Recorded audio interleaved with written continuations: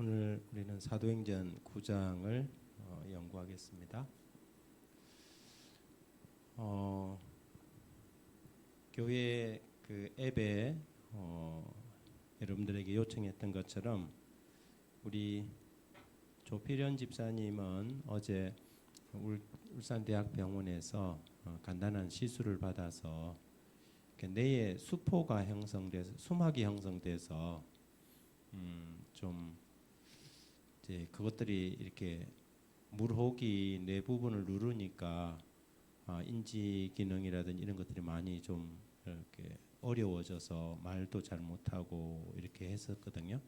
근데 이제 그것을 일단은 제거를 하고 나서 지금은 대화가 가능한 그런 상황 가운데 있지만 이거는 언제든지 또 재발할 수 있는 부분이라서 관리가 좀 필요하고 여러분들의 관심과 사랑, 기도가 필요한 상황입니다. 계속해서 기도해 주시고요. 오정림 성도는 오늘 보호자가 그 수술 동의서에 사인을 하고 내일 오후 시간은 안 정해졌습니다. 그러니까 내일 오후에 수술을 하기로 했습니다. 그래서 아까 전화가 와서 보통 이런 상황이면 제가 이제 위로를 하고 해야 되는데 우리 오정림 성도가 오히려 저를 보고 목사님 너무 걱정하지 마세요 그래요. 목사님 너무 걱정하지 마세요. 하나님의 뜻이 있지 않겠어요. 그렇게 이야기를 해서 제 마음이 아주 든든하고 그래서 우리 온 교회가 또 오정림 성도를 위해서 기도하고 있다고 그렇게 이야기를 해주고 너무 걱정하지 말고 수술대 위에 하나님께서 또 예수님께서 그 자리에 계실 테니까 걱정하지 말라고 이야기를 드려줬습니다.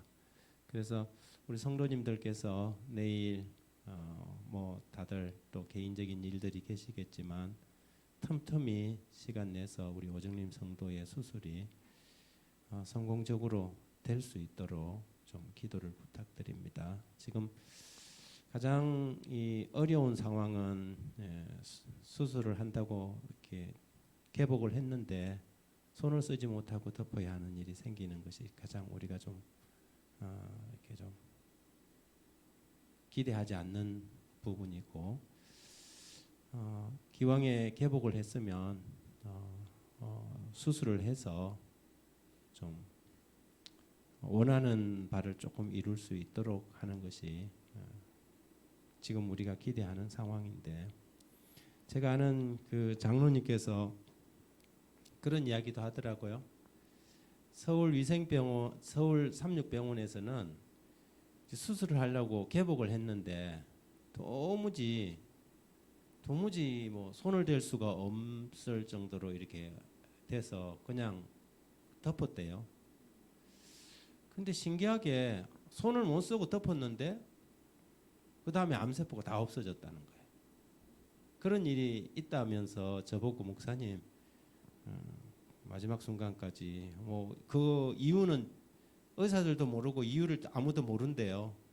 그러니까 우리도 그런 희망과 기대 또 이런 것을 언제든지 할 수 있고 지금은 우리가 기도하는 것 외에 우리가 할 수 있는 것은 아무것도 없기 때문에 하나님만 바라고 하나님을 향해서 간구하는 것이 우리 온 세울산 교회가 할 수 있는 일이라 그렇게 생각되어집니다. 우리 고윤석 장로님하고 박수춘 집사님은 그동안 좀 고생을 좀 자택 격리를 하면서 애를 좀 먹었습니다. 식사하는 것도 조금 힘들어하셨고 이게 뭐 이렇게 음식 맛이 없어지나 보더라고요. 그런데 오늘 저희 집사람이 이제 통화를 했더니 그래도 오늘은 식사를 좀 했다 하니까 조금 상황이 나아져가는 이제 방향으로 진행돼 가고 있는 것 같습니다. 장철호 집사님이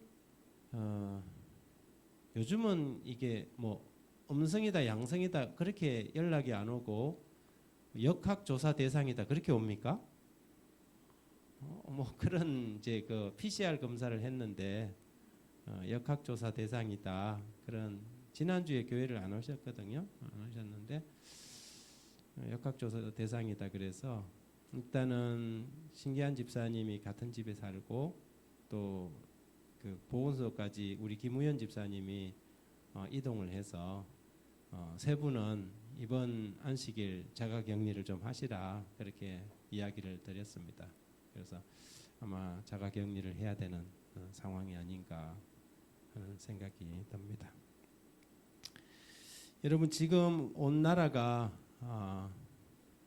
이 코로나 바이러스 때문에 오미크론 때문에 정말 5만 명 이상이 매일 발생하고 있지 않습니까? 모르긴 해도 훨씬 더 많을 수 있을 거라는 생각이 들고요. 이게 이제 어떻게 마지막에 끝이 날지 모르지만 각자가 안전하게 좀 관리를 좀 잘 하시고, 그럼에도 불구하고 이런 시기에 우리의 신앙이 나태해지지 않도록 우리의 영적인 관리 잘 하는 것이 굉장히 중요하다고 생각합니다. 여러분이 온라인으로 예배를 참석하든 오프라인으로 참석하든 여러분 우리가 하나님 앞에 예배자라는 사실을 늘 기억하고 우리가 온라인이니까 그냥 편하게 그냥 예배를 드린다 이렇게 하지 마시고 어느 장소에 있든지 간에 하나님 앞에 예배자로서의 우리의 태도와 자세를 항상 공고히 했으면 참 좋겠습니다. 사도행전 9장은 기독교 역사에 있어서 가장 혁기적인 한 사건이 벌어집니다. 가장 큰 영향력을 끼쳤던 한 인물, 사도 바울이라는 한 사람이 회심하는 사건이 사도행전 9장에서 있습니다. 오늘 주제 성경절은 9장 15절에 주께서 이르시되 가라, 이 사람은 내 이름을 이방인과 임금들과 이스라엘 자손들에게 전하기 위하여 택한 나의 그릇이라. 이방인들에게 복음을 전하기 위한 하나님의 택한 그릇, 사도 바울의 회심의 장면이 9장에 언급됩니다. 구약에는 모세의 결단, 애굽의 왕자 대신 이스라엘 백성들과 하나님의 백성들과 고난받기를 선택했던 그의 믿음의 결심이 모세에게 있었다면, 신약에는 한 사람 사도 바울이라는 사람의 회심이 있었습니다.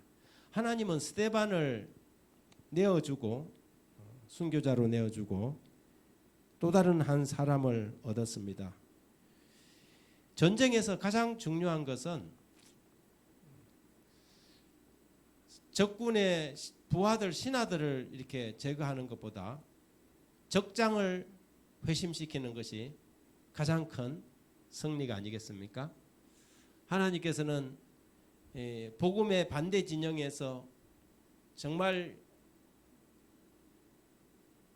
열정적으로 복음을 반대하고 박해하던 한 인물, 사울이라는 한 인물을 회심시켰습니다. 사도 바울은 스데반의 순교 자리에 있으면서 그날의 사건을 두고 잊을 수가 없었습니다.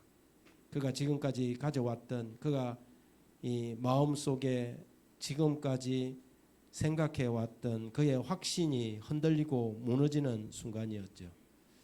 그러나 그는 그런 의심이 들 때마다 더 강렬하게 저항했습니다. 하나님의 성령의 음성에, 하나님의 이 양심의 소리에 그것을 침묵시키기 위해서 더 강렬하게, 더 혹독하게, 악독하게 그는 기독교를 박해했지요. 사도행전 113쪽에 보면 사울이 큰 고민 없이 이 결론을 내린 것은 아니었다. 그러나 결국 그가 받은 교육과 편견, 옛 스승들에 대한 존경심, 그리고 인기를 얻으려는 그의 교만으로 그의 양심의 소리와 하나님의 은혜를 배반하였다. 제사장들과 서기관들이 확실히 옳다고 결정하고 나자 사울은 예수의 제자들이 가르친 교리에 대하여 더욱 가혹한 반대자가 되었다. 그래서 그는 계속해서 나귀가 가시채를 뒷발질하듯 저항했지만 저항하면 저항할수록 그의 영혼의 뒷발에 피멍이 들 뿐이었습니다. 사도행전 9장 1절에 보면 사울이 주의 제자들에 대하여 여전히 위협과 살기등등하여 제사장에게 가서 다메섹 여러 회당에 가져갈 곡분을 청하니 이는 만일 그 도를 따르는 사람을 만나면 남녀를 막론하고 결박하여 예루살렘으로 잡아오려 함이라. 그렇게 적었습니다. 사울은 스데반의 순교 때에 굉장히 당황해서 이 사도행전 113쪽에 보면 그는 당황하여 그가 그의 지혜와 판단을 온전히 신임했던 사람들에게 호소하였다. 도대체 이게 뭐냐? 도대체 어떻게 저가 천사와 같은 얼굴로 저 상황에서 저렇게 죽어갈 수 있느냐? 그리하여 마침내 사울은 스데반이 신성 모독자여 순교한 제자가 전파한 그리스도는 협작꾼이므로 거룩한 직분을 가지고 봉사하는 자신들이 틀림없이 옳다는 제사장들과 관원들의 주장을 수긍했다. 막 물어보니까 서성들도 그러겠죠. 사도 바울이 이 젊은 전도 유망한 젊은이가 갈등하니까 그를 격려하고 위로하면서 너가 지금까지 배워왔던 것을 잘 생각해봐라. 우리 유대교가 틀릴 수 있느냐? 막 이러면서 막 이야기를 했겠죠. 그러니까 사도 바울이 그렇지요, 맞지요. 그래서 이제 기독교를 더 아주 강하게 박해를 한 것입니다. 여기 보니까는 살기등등했다 그랬어요. 얼마나 이 마음속에 이게 강렬하게 저항이 컸으면 오히려 이걸 갖다가 이 자기의 양심을 억누르고는 이제 아주 그냥 살기등등했다. 그래서 다메섹으로 기독교인들을 체포하기 위해서 달려갔습니다. 여러분, 이 바울이라는 인물에 대해서 우리가 조금 알 필요가 있는데요. 그는 길리기아의 수도인 다소에서 로마 시민권을 가진 유대인 가정에서 태어났습니다. 사도행전 22장 3절에 보면 다소는 바울은 나면서부터 로마 시민권을 가졌다 그랬어요. 어떤 사람은 난 돈 주고 샀는데 너는 어떻게 이 시민권을 가졌느냐? 너희가 로마 시민을 죄도 없이 그렇게 매를 치도 되냐 하니까 깜짝 놀라서 로마 시민들은 그렇게 하지 못하게 돼 있는 법이 있었거든요. 그러니까는 거의 사도 바울이 그 이야기를 하니까 아니 나는 돈 주고 샀는데 시민권을 너는 어떻게 그 시민권을 얻었냐 물으니까는 난 나면서부터 로마 시민권자였다. 그렇게 이야기를 하죠. 그는 이 로마 시민권을 가진 유대인 가정에서 태어났습니다. 아마 다소 사도 바울의 이 배경이 상당히 영향력이 있는 가문이었지 않겠나 하는 추측을 우리가 할 수 있을 것 같습니다. 그는 이 다소라는 곳이 매우 유명한 헬라의 도시로 여러분 지도를 제가 보여드리지 못하는데요. 그 지리적으로 서방으로 통하는 무역로의 이 도상 위에 있고 로마는 또 동방을 지배하기 위해서 군사를 보내서 주둔시키는 군사적 요충지가 이 바로 다소였습니다.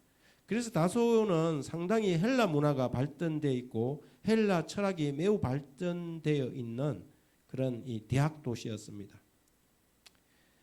그런데 다행스럽게 이 사도 바울의 부모님들은 어려서부터 이 자식을 유대교의 교육을 가르쳤던 것 같아요.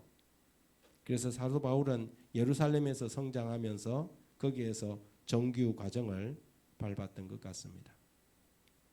사도행전 22장 3절에 보면 나는 유대인으로 길리기아 다소에서 났고 이 성에서 자라 가말리엘의 문화에서 우리 조상들의 율법의 엄한 교훈을 받았고 오늘 너희 모든 사람처럼 하나님께 대하여 열심히 있는 자라. 그가 자기를 변호하면서 그렇게 이야기를 하지 않습니까? 당시 유대 사회는 보수적인 삼마이 학파와 진보적인 힐렐 학파가 있었는데 가말리엘은 힐렐 학파의 거두였다고 합니다.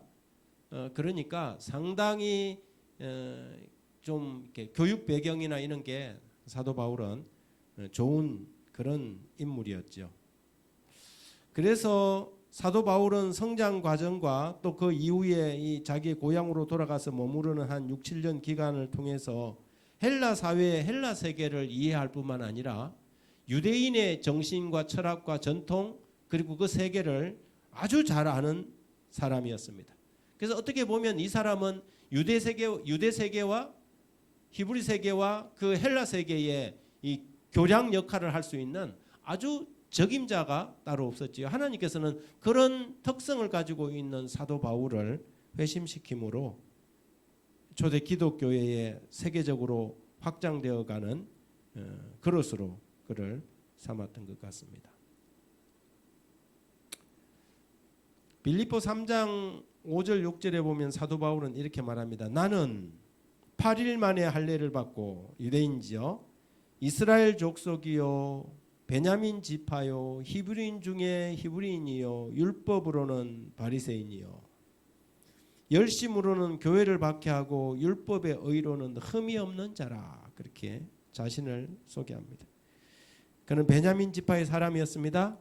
베냐민 지파의 사람 중에 유명한 사람이 누가 있습니까? 사울이 있잖아요. 사울, 이스라엘의 초대 왕. 그러니까 자기 아버지도 뭐 사울이 좋은 모델은 아니지만 모분은 아니지만 이름을 사울이라고 지었던 것 같아요. 유대식으로 하면 사울이고 로마 헬라식으로 하면 이름을 바울이라고 하는 것입니다. 그런데 사도 바울에 관해서 고린도 후서의 고린도 교회의 교인들이 바울에 관해서 뒷담화라 그러잖아요. 한 걸 보니까 일어났어요. 그의 말이 그의 편지들은 무게가 있고 힘이 있으나 그가 몸으로 대할 때는 약하고 말도 시원치 않다. 사도 바울이 상당히 말쟁이라는 표현을 들었는데 사도 바울을 갖다가 막 이렇게 비난하고 험잡으려고 하는 이 그 좀 반대편에 선 사람들이 사도 바울 보고 하는 말이 글에는 강하나 말에는 졸하다. 그렇게 표현한 거죠. 그 사람 글은 읽어보면 막 굉장히 강력한 것 같은데 뭐 딱 얼굴 대하고 보면 별거 없다 이제 이렇게 표현한 거 보니까 사도 바울이 뭐 이렇게 잘생기고 뭐 그런 건 아닌 것 같아요. 당시 이 사도 바울에 관한 그러한 이 모습들을 기록한 그 책들 이게 250년경에 기록된 바울 행전이라는 책에 보면 기록에 보면 그는 키가 작고 대머리에 안짱다리에 눈썹은 서로 겹쳐 있고 코는 구부러졌다 그랬습니다. 키는 작고 안짱다리에 머리는 대머리고 그러니 사실은 진짜 볼품없는 외모를 가진 사람 같아요. 그럼에도 불구하고 이 기독교 초기 기독교 세계를 아주 흔들어놨던 다이너마이트와 같은 폭발적인 그런 이 강력한 능력이 도대체 어디에서 났을까? 그러나 하나님께서는 사람을 외모로 취하지 아니하시고 그 중심을 보시는 하나님께서는 이 영적인 거장 사도 바울을 회심시키게 되지요. 9장 3절에서 5절에 그 예수님을 만난 사건이 기록됩니다. 사울이 길을 가다가 다메섹에 가까이 이르더니 호련히 하늘로부터 빛이 그를 둘러 비추는지라 땅에 엎드려져 들으며 소리가 있어 이르되 사울아 사울아 내가 어찌하여 나를 박해하느냐 하시거늘 대답하되 주여 니시오니까 이르시되 나는 내가 박해하는 예수라. 나는 내가 박해하는 예수라. 그날의 사건을 이 사도행전에서만 이번 이 본 사건하고 사도행전 22장과 26장에 연거푸 두 번에 걸쳐서 사도 바울이 사람들 앞에 자기를 변호할 때마다 자기가 어떻게 회심했는지 회심의 경험을 간증하지 않습니까? 그런데 거기에 보면 약간 좀 차이가 나는 것 같아요. 어쨌든 그가 다메섹으로 들어가려는 그 이 도상에서 태양빛보다 더 밝은 빛이 갑자기 그의 앞에 나타났습니다. 우리는 그 빛이 예수 그리스도의 빛, 세상에 온 그 참빛 요한이 말하던 그 참빛 대신 예수 그리스도라는 사실을 잘 알 수 있습니다. 여러분 태양을 쳐다보고 이렇게 몇 분이나 견딜 수가 있어요?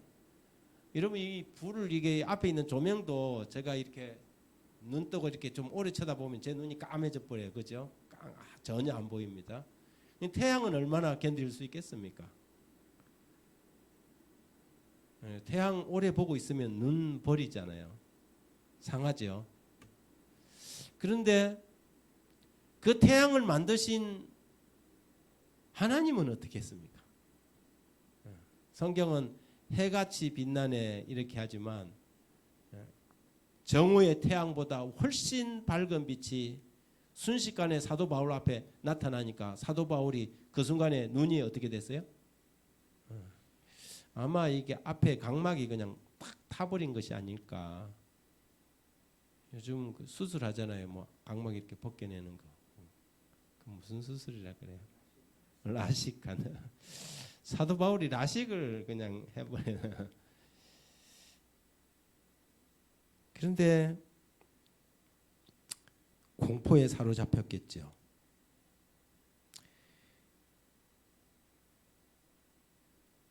예수님께서 그 앞에 나타나자 그는 시력을 잃고 말았습니다. 그리고 그때 그 눈이 상한 경험이 그가 평생을 두고 그 안질 때문에 고생을 했습니다. 사도 바울이 3번이나 예수님께 기도했다 그랬잖아요. 그렇죠? 하나님께 이거 좀 어떻게 좀 해결해. 자기 육신의 가시 때문에. 근데 아마 이 안질 문제 때문일 거라고 학자들은 보고 있습니다. 근데 하나님께서 내 은혜가 내게 족하다. 여러분 사도 바울도 병 고쳐달라고 기도했는데 하나님께서 안 고쳐줬어요. 내 은혜가 내게 족하다. 하나님께서 사도 바울에게는 그 이 가시가 오히려 그를 붙들고 있는 하나님의 은혜라는 것을 이야기를 해주고 있습니다.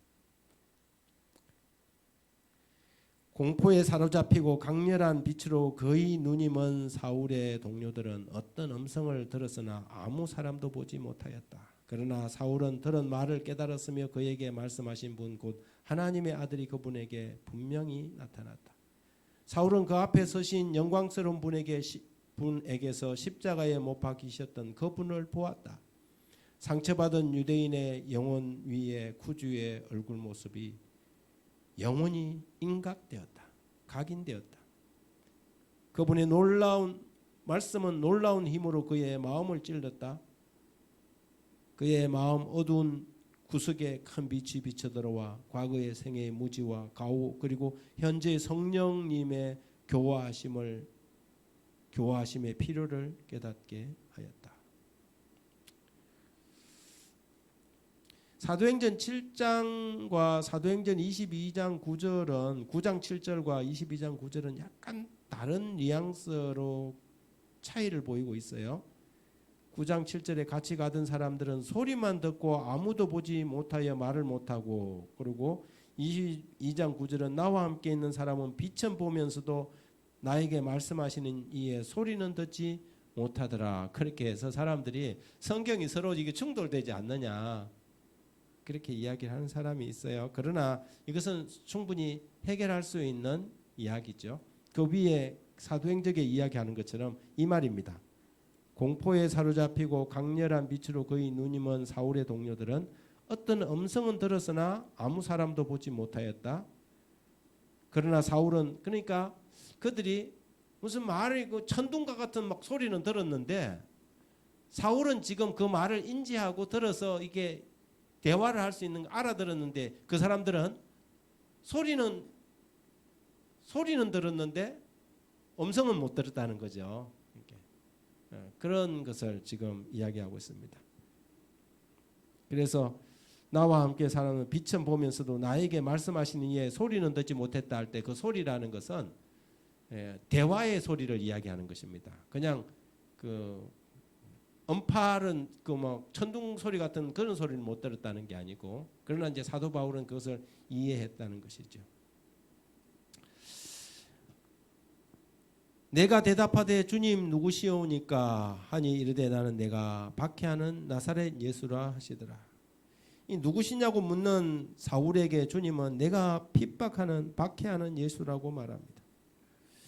이것을 통해서 우리는 박해받는 모든 사람, 그분의 이름을 위하여 고난과 핍박을 당하는 모든 사람들과 주님 자신이 동일시하고 계신다는 사실을 우리는 이 구절을 통해서 확인하게 되지요. 9장 6절에 사도 바울이 대답하되 주여 니시오니까 이르시되 나는 내가 박해하는 예수라 그랬어요. 너는 일어나 시내로 들어가라 내가 행할 것을 내게 이를 자가 있느니라 이렇게 하는데 사실은 여기에 우리 킹 제임스 버전에는 한 구절이 더 있습니다. 주여 니시오니까 그 다음에 나는 내가 핍박하는 예수라. 그러니까 사도 바울이 주여 내가 어떻게 하기를 원하시나이까 그렇게 묻습니다. 우리 성경에는 한글 성경에는 빠져 있어요. 한글 성경에는 빠져 있지만 Lord, what do you want me to do? 내가 어떻게 하기를 원하십니까? 그러니 예수님께서 일어나 시내로 들어가라. 내가 행할 것을 내게 이를 자가 있느니라. What do you want me to do? 내가 무엇을 하기를 원하십니까? 사도 바울은 그날 그 예수님께 드린 그 첫 질문을 그의 평생의 질문으로 삼고 살았습니다. 여러분 우리는 우리의 생애에서 이 사도 바울이 던졌던 질문이 얼마나 중요한지 모릅니다. 주여 내가 어떻게 하기를 원하십니까?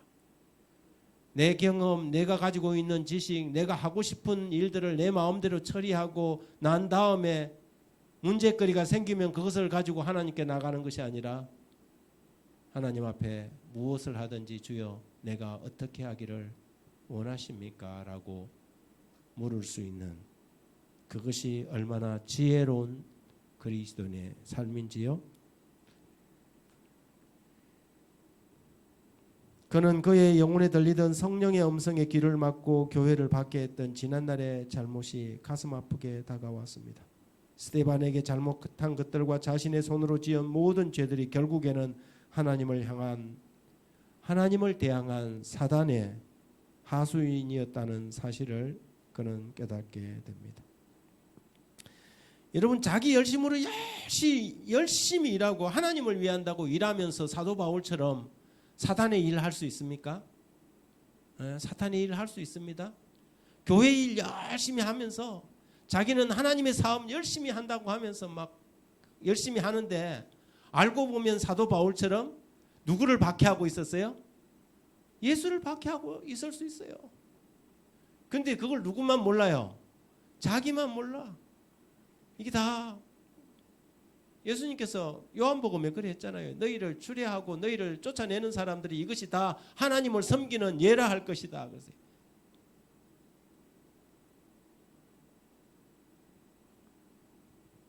종교인들 가운데 컬럼 쓰고 막 이런 거 하면서 막 다른 교회들 막 공격하고 비난하고 하는 사람들 있잖아요. 자기들 나름대로는 예수님을 위하여 큰 헌신과 희생을 한다고 생각하겠지만 많은 사람들이 사탄의 일을 하고 있는 사람들이 많아요. 돈 좀 지어주면 글 안 쓰고 그런 거 안 하면 막 공격해갖고 곤란하게 만들고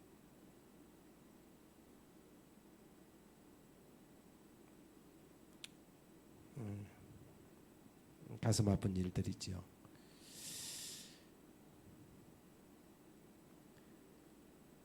사도행전 9장 9절에 그 일 후에 사흘 동안 보지 못하고 먹지도 마시지도 아니했다. 그러세요. 3일 동안 그 칠흑 같은 3일을 그가 보냅니다.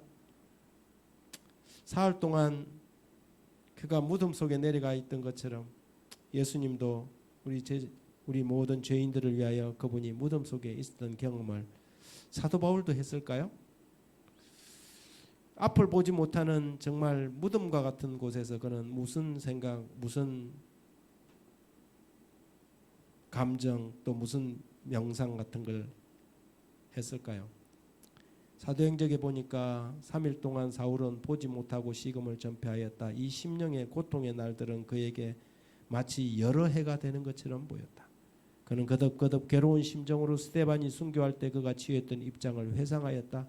그는 스데반의 얼굴이 하늘의 광휘로 빛났을 때까지도 제사장과 관원들의 악의와 편견에 지배를 받고 있던 자신의 죄를 두려움으로 생각하였다. 슬픔과 상심 가운데 그는 자신이 가장 뚜렷한 증거들에 대하여 여러 번 눈과 귀를 닫았으며 나사렛 예수를 믿는 신자들을 잔인하게 핍박하도록 강요했던 일들을 회상하였다. 죄책감이 얼마나 크게 밀려왔겠습니까? 그러면서 내가 드디어 천벌을 받는구나, 이런 생각도 들지 않았겠습니까? 그런데 하나님의 계획은 다른 데 있었습니다. 여기 10절 보니까 그가 그렇게 다메섹에서 아무것도 보지도 못하고 먹지 마시지도 못한 상황 가운데 사흘 동안 있을 때 하나님은 이 아나니아라는 한 사람을, 다메섹에 있는 사람을 불렀습니다. 아나니아야 하시거늘 대답하되 주여 내가 여기 있나이다. 주께서 이르시되 일어나 직가라 하는 거리로 가서 유다의 집에서 다소 사람 사울이라 하는 사람을 찾으라. 그가 기도하는 중이니라. 그가 아나니아라 하는 사람이 들어와 자기에게 안수하여 다시 보게 하는 것을 보았느니라 하시거늘 아나니아가 대답하되 주여 이 사람에 대하여 여러 사람에게 들었사온즉 그가 예루살렘에서 주의 성도에게 적지 않은 해를 끼쳤다 하더니 여기서도 주의 이름을 부르는 모든 사람을 결박할 권한을 대제사장들에게 받았나이다 하거늘. 여러분, 아나니아에게 이 명령이 주어졌을 때 아나니아가 사도 바울이 오다가 예수 만났는지 알게 뭡니까? 그런데 지금 다메섹에 있는 기독교인들 잡으러 온 사람에게 지금 나가라는 명령을 받았어요. 여러분, 때때로는 하고 싶지 않은 일, 가고 싶지 않은 일까지도 하나님께서는 보냅니까? 얼마나 황당했겠습니까? 그가 온 목적을 알고 있었고 모든 그리스도인들이 숨어서 숨을 죽이고 있는 그 판국에 오히려 그에게 사울에게 가라는 말을 들었을 때 얼마나 황당했을까요? 하지만 하나님께서는 또 아나니아와 같은 사람들을 찾고 있습니다. 교회에서도 마찬가지예요. 복음의 전열 속에서도 때때로는 우리 생각에는 가면 안 될 것 같다는 생각이 들더라도 그런 확신 속에 있더라도 하나님께서 가라시면 가야 합니까? 가야 하죠. 때때로는 하고 싶지 않은 일을 할 수 있는 믿음, 가고 싶지 않은 곳에 가야 하는 믿음, 그 믿음이 세상을 변화시키는 믿음인 것입니다. 아나니아는 하나님의 말씀을 듣고 그에게 나타난 하나님의 음성을 듣고 일어나서 사도 바울에게 가게 됩니다. 그리고 그에게 나가서 안수하여서 다시 보게 했지요. 18절에 적시 사울의 눈에서 비늘 같은 것이 벗어져 다시 보게 된지라 일어나 침례를 받고. 사도 바울이 그 3일 동안 있으면서 어떤 생각을 다 하면서 아마 파노라마처럼 그가 지나온 그리고 그가 배웠던 말씀들이 조각들이 다 지나가면서 그들이 전하던 예수 그리스도가 부활하신 예수님이라는 사실, 나사렛 예수가 바로 그들이 기다려온 메시아라는 사실을 그가 마음속으로 마침내 확신을 하게 되었고, 그리고 하나님의 종이 와서 그에게 안수하고 그가 다시 눈을 떴을 때 그의 눈에서 비늘 같은 것이 벗어져 다시 보게 되었습니다. 그리고 그는 일어나서 즉시 침례를 받았습니다. 즉시 침례를 받았어요. 여러분, 우리가 여기서 아주 중요한 원칙 한 가지가 있는데, 사도 바울은 예수님을, 다른 사람은 모르지만 사도 바울은 예수님을 직접적으로 만났습니까? 사도 바울은 그 후에 만삭되지 못한 나에게도 나타나셨다고 하는 것처럼 다메섹에서 예수님을 만난 것을 그의 직접적인 현현 계시로 봤어요. 그런데 바울은 내가 예수를 봤으니까 이제는 내가 예수님을 직접 만났는데 이렇게 하지 않았어요. 그가 교회의 질서와 조직을 따랐다는 것입니다. 침례를 받고 그가 또 나중에는 어디로 올라가요? 예루살렘에 올라가서 교회 조직된 교회의 지도자들을 가서 만나죠. 이건 굉장히 중요한 일이거든요. 많은 사람들이 흔히 이 정도 되면 내가 직통 계시를 받았다 뭐 이러면서 내가 하나님하고 바로 그냥 직통 계시 받는데 교회 뭐 목사님이고 뭐 직원회가 무슨 상관이 있느냐 이렇게 나갈 수 있는데 여기 한 원칙이 주어져 있는 것이죠. 하나님께서는 절대 어떤 한 사람 그 사람을 따로따로 인도하지 않습니다. 하나님은 이 마지막 시대에도 한 무리, 한 교회를 인도하시지. 우리는 사도 바울에게 그가 예수 그리스도를 만나고 난 다음에 침례를 받고 하나님의 이 초대 교회의 일원으로 자기 자신을 구별하는 이 과정, 이것을 통해서 우리가 이 마지막 시대에도 어떤 사람들 중에 내가 뭐 예수님에게 직통 계시를 받고 뭐 꿈으로 계시를 받고 이런 사람들 중에 있으면서 교회의 조직과 질서에 대하여 이렇게 상관하지 않는 사람들을 만날 때 그들이 받은 계시가 하나님으로부터 온 것이 아니라는 것을 여러분 확신하시기 바랍니다.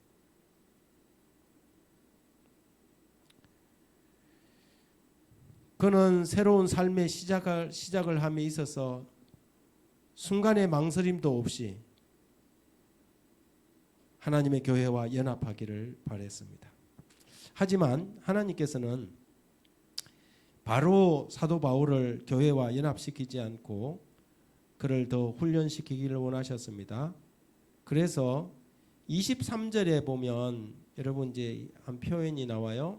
여러 날이 지남에 유대인들이 사울을 죽이기를 공모하더니 할 때 이 여러 날이라는 것은 뭐 10일이나 20일이나 한 달을 의미하지 않습니다. 이 여러 날은 그 뒤에 있는 사건과 앞에 있는 사건을 구분하고 있는 거예요. 누가는 그냥 이것을 시나리오를 그냥 그대로 쭉 이렇게 날짜별로 기록한 것이 아닙니다. 그래서 성경학자들은 이 여러 날이 사도 바울이 그때에 다메섹을 떠나서 갈라디아에서 나온 것처럼 아라비아 광야로 가서 이태 동안 거기에서 머물면서 3년간 이 하나님의 말씀을 연구하고 다시 돌아와서 그 다음에 다메섹으로 돌아온 첫 번째 다메섹의 경험과 두 번째 다메섹의 경험을 구분하는 구분점으로 여러 날이라는 표현을 사용했다고 보고 있습니다. 그래서 여러분 제가 여기 마지막에 넣어놓은 표에 보면 연도가 33년이 아니고 34년으로 우리가 봅니다. 그 스데반의 순교가 34년으로 보기 때문에 그래서 연도는 무시하고요. 회심이 사건이 있었고 다메섹에서 전도하다가 3년간 아라비아에 머물다가 다시 다메섹으로 돌아옵니다. 그 다음에 예루살렘을 방문합니다. 그것이 이제 갈라디아서에 보면 그 언급들이 나오지요. 그래서 누가가 기록한 사도행전의 이 시간들이 아주 짧은 시간들이 아니라 그 속에 상당히 긴 시간들이 있었다는 것을 우리는 알 수가 있습니다. 그리고 난 다음에 예루살렘에 1차 방문하고 난 다음에 다소 자기 고향으로 가서 꽤 오랜 기간을 거기에서 사도 바울이 머뭅니다. 안디옥 교회로 바나바에 의해서 추천되고 안디옥 교회에 가서 이 1차 선교 여행을 떠나기까지 적어도 한 6년 이상을 다소에서 사도 바울은 머물게 되지요.